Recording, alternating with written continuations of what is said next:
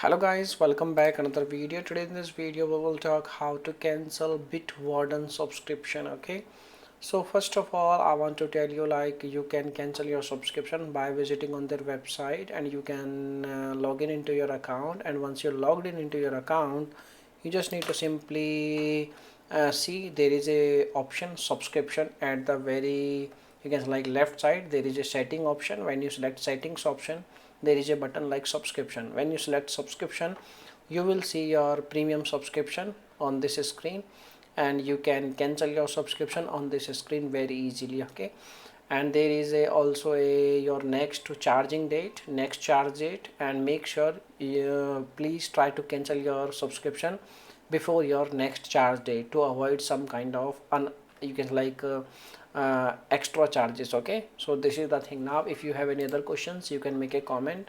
I will reply very soon, and thanks for watching this video. Bye bye, take care.